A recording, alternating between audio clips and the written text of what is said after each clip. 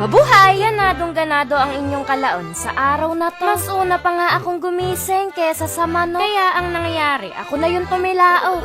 Pagkasarap palang magkape, lalo na kapag may ambag ka sa bahay. Ayan, nasunog na ang alang-alang. Yabang mo kasi laon. Dati kasi ang inyong kalaon, hindi yan nagkakape sa bahay. Nakakajiya kasi sa aking pamilya. Wala nang ang ambag, malakas pa sa konsumo. Kaya nung matanggap ako sa trabaho, papasok na ako mamaya.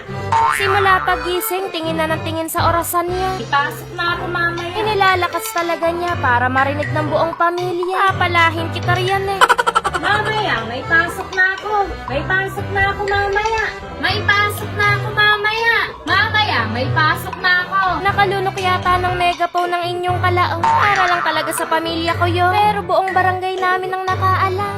Susuotin ko na yung sapatos na ginamit ko nung gumraduate ako ng summa cum laude. Hindi laude, hindi manya, kundi summa. Summa, kitang paa. Teka, nasan ba yung pala? Sinuot ko na yung Amerikana ko, mga laon. Kahit ako'y Pilipino, hindi ka ba lulubay? First day of work natin, mga laon, dapat meron tayong tatak ng pagiging laon.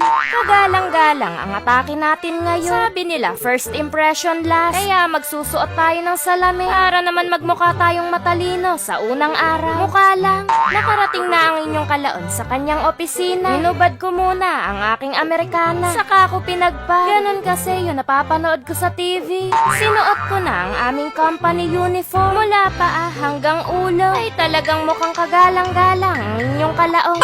First day pa lang napasabak na ang inyong kalaon. Buti na lang, nag-training ako ng isang taon. Huwag na kayong maghanap ng kasama ko dito sa opisina. Dahil ako lang ang nag-iisa nilang empleyado. Tapos yung boss ko, isang pamilya. Wala akong hinanakit ha. Nililinaw ko lang at baka mawalan ako ng trabaho. Hindi pwede yun, mga laon. Alam na ng buong barangay namin na may trabaho ko eh. Iniyabang mo pa kasi laon.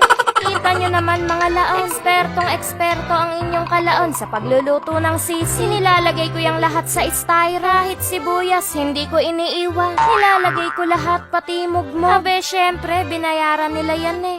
Hindi nga napahinga ang inyong kalaon sa kakaluto. Panay ang bilihan nila, may umuulit pa nga. Bakit parang ayaw mo yata, laon? Nung nag-apply ako dito, mga laon, ang tanong sa akin ni senyor, ano daw ba gusto ko? Tigaluto o tigabilang ng pera? Ang sagot ko, tigabilang ho ng pera, senyor. Tinanong ako sinagot ko lang. Huwag daw ako mag-alala, mga laon. Dahil bukod sa magbibilang na ako ng kwarta, magluluto din daw ako. Matindi ka ho, senyor. Salamat ho, senyor. Gabi na, pero enerhiya ng inyong kalaon to the highest level pa rin. Sabi kasi ni senyor, bibisita daw siya dito sa opisina. Siyempre, bida-bida ang inyong kalaon, kaya gagalingan ko talaga. Hindi natin kailangan magpunta sa gym, mga laon. Dahil lahat na nagtatagong muscle natin sa katawan, siguradong dito magsisilabasa. Napahinga na rin sa wakas ang inyong kalaon. Pagtingin ko nga sa paligid, bukod sa madilim na, nakita ko yung donut. Madilim pa yan ha. Hindi na ako nakapag-isip, mga laon. Iniwan ko kagad yung opisina ko. Nang gagalaitin na kasi mga alaga akong dinosaur. Huwag kayong mag-alala, mga laon. Ibinilin ko naman sa kapitbahay yung opisina natin. Bakit ho yung donut ninyo may kagat na? Laon, di ba kinagat mo yan kanina? Hindi ka kasi makapaghintay, di ba? Naninisi ka pa, palahin kita riyan eh. Matamis talaga yung nilapang natin para dagdag enerhiya. Busog na naman sila, amaya may sweldo pa yan. Ayan napaparampa pa nga.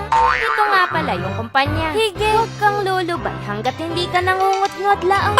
At may isang laon na naman ho ang hindi na magiging pabigat sa bahay. Yun lang, hanggang sa muli.